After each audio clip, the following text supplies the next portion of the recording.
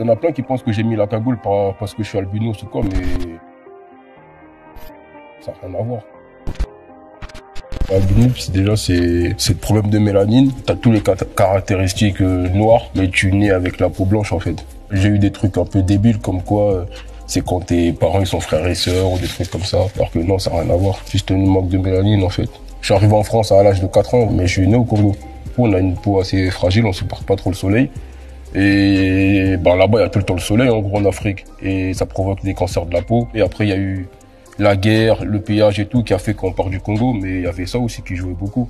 Mes parents, ils m'ont beaucoup soutenu. Ils m'ont pas pris par la main ou quoi que ce soit. Ils m'ont expliqué le pourquoi du comment. Et en gros, ils m'ont dit, il faut que tu te battes. C'est comme ça, c'est la vie. Et on peut rien y faire, c'est tout. Il y avait des membres de ma famille qui étaient très durs et très méchants avec moi. Je me rappelle des tantes à moi qui disaient à ma mère de m'abandonner parce que j'allais rien faire de ma vie, plein de trucs comme ça. Quand c'est des tantes ou des oncles assez proches de ta mère, c'est sûr que c'est plus dur que quand c'est un inconnu, par exemple. T'es en 6e, 5e, même en primaire, les gens ils te demandent ouais, pourquoi t'as la peau blanche, pourquoi ci, pourquoi ça. Et tu leur expliques parce que tes parents ils t'ont déjà expliqué. Après moi j'étais autre chose aussi. S'il y avait des moqueries ou quoi que ce soit, je frappais direct, moi. C'est peut-être grave ce que je dis, mais ça a beaucoup joué. Moi et mes frères, on était entre guillemets des fouteurs de merde.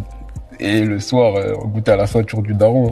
Là j'en parle en rigolant, mais l'éducation chez moi c'était chaud, hein. Ma mère elle nous a entre guillemets élevés un peu seuls parce qu'elle était tout le temps là avec nous. Et c'est une femme très forte. J'ai beaucoup de respect envers les femmes. Après, on peut voir des femmes dans mes clips, hein. On peut pas les voir en mode string, dénudé et tout, c'est mort. Et dans Cougar Gang, c'est une déclaration d'amour envers les cougars. C'est un peu cru, mais c'est pas méchant. Par rapport à l'éducation, déjà, ça passe pas. Et même, ça correspond pas à calage criminel, en fait. C'est pas comme ça que je vois les femmes. Ma mère, elle me donnait beaucoup d'amour, mon père aussi, mes frères aussi. Et après, ça nous a beaucoup aidé parce que, ouais, j'ai eu un drame familial, c'est la mort de mon frère qui m'a beaucoup marqué, qui m'a laissé beaucoup de séquelles. En fait, il était malade. Il est mort en 2013, on l'a enterré le 4 janvier. J'ai eu du mal, beaucoup de mal à m'en remettre, en fait. J'ai dit une phrase dans Sale Sonorité, ouais, j'ai la haine depuis petit par rapport à tout ce que j'ai vécu. Et encore plus quand j'ai perdu mon grand frère.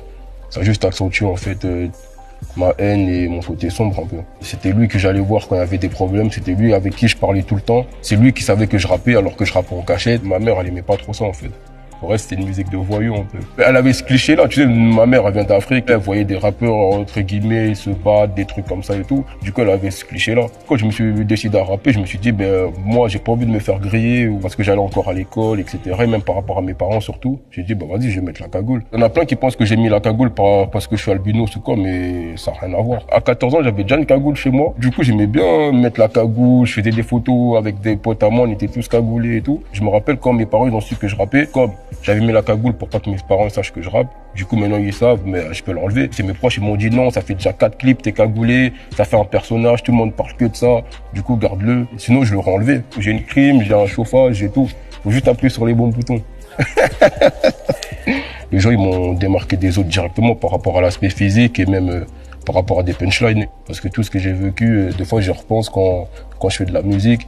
C'est ça qui me donne entre guillemets la force et ça se ressent dans mes textes. Depuis petit, en fait, on m'a retransmis l'envie de gagner parce que même quand je faisais du foot, j'avais tout le temps envie de gagner, j'étais un mauvais perdant. J'ai toujours eu envie d'aller plus loin. Et je pense ouais, ça m'a aidé beaucoup, la détermination que mon père m'a transmis, l'envie tout le temps de gagner, de tout niquer. Et ça m'a beaucoup aidé dans le rap ou dans la vie de tous les jours. Dans le rap français, c'était la première fois qu'il voyait un albinos cagoulé, qui venait de Sevran, qui rappait énervé. Maintenant, je lis plus du tout les commentaires. Mais quand j'en avais, je sais pas, 50, 60 ou 300, et il y a un commentaire qui m'a fait percer, qui m'a, entre guillemets, dit, ouais, mais c'est un albinos, il va jamais percer. Et moi, je me suis dit, bah, pour la peine, je vais me donner à fond et tu verras que je vais y arriver. Et du coup, j'ai dit, je vais trouver une phrase choc. Je suis albinos parce que je suis né pour briller. Cette punchline, je l'ai trouvée au studio quand je posais à Rue du Cœur avec Caris pour marquer mon albinisme. Du coup, j'ai trouvé celle-là, ça m'est arrivé comme ça en fait. Et Caris, il a dit, ah ouais, cette phrase-là, elle est lourde et plein d'albinos la reprennent cette phrase, donc ça me fait plaisir.